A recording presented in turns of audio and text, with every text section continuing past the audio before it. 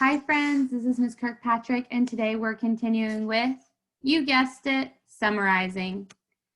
So let's take a look at last week's summaries. As a reminder, summaries need 3 to 4 sentences. We want to keep it short. We need to use our transition words first, then, next, and last. And we need to only include key information, no details. Okay? So here are some examples of your classmates' work from our quick check on Friday. This one says, first, the teacher tells them not to touch Fluffy. Then the teacher falls asleep. Next, they take Fluffy out and it bit everyone. Last, they learn to get to know the pet first. Okay, so I noticed that this student used all of their transition words and they kept it short. What I noticed though is that this is one big sentence, okay? So we want to make sure that when we are using those transition words, each one starts its own sentence. So we would start this with a capital letter. First, comma, the teacher tells them not to touch Fluffy, period. And then we would capitalize the next letter. So instead of 4 separate sentences, this friend put it into one big mega sentence. So you want to make sure that you separate those different sentences. Let's look at the next one. First, the guy was enslaved. Then the guy was sold. Next, they made statue. Last, they fix it and save it. Once again, this friend did not give me multiple sentences. They just put it all together in one big cluster. And we want to make sure that we write separate sentences for each part of the story.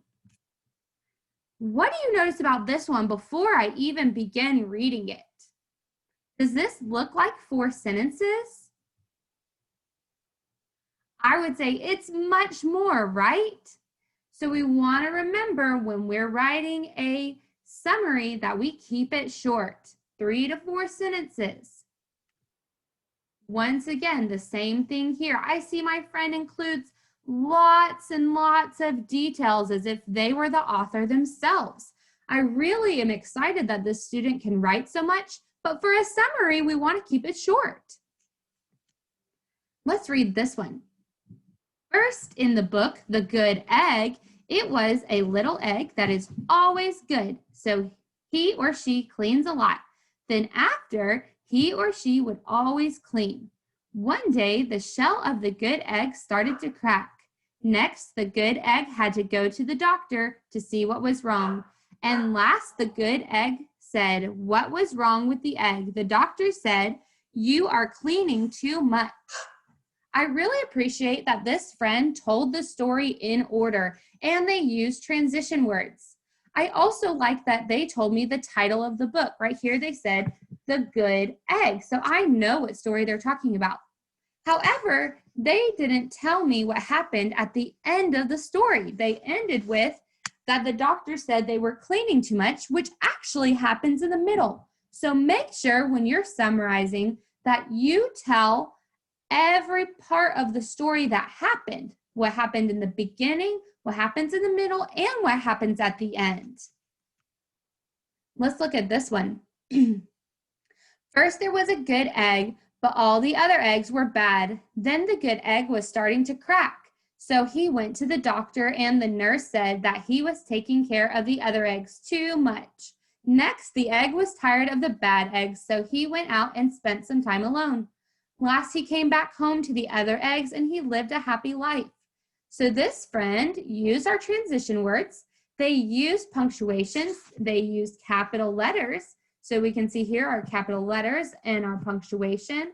And they told me what happened at each part of the story. That's awesome. This one says, first there was a boy named Tim and he really wanted a skateboard. Then he decided to collect cans to raise his own money. Next there was a can man. Tim found out he was taking all the cans from him. Last, Tim gives the can man the money, and he brought a skateboard for Tim and a coat for him. All right, so this friend, once again, used their transition words, they used their punctuation, and gave me 4 sentences. They told the story in order, and they had a couple of grammar issues, but overall, this looks really good. And so make sure, friends, that when you are summarizing, we use 3 to 4 sentences. Keep it short. We use our transition words. Say them with me. First, then, next, and last. And remember, no details, okay?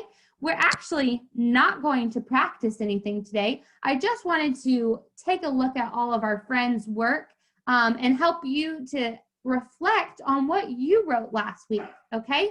So we're going to talk more about this tomorrow. Thanks for listening.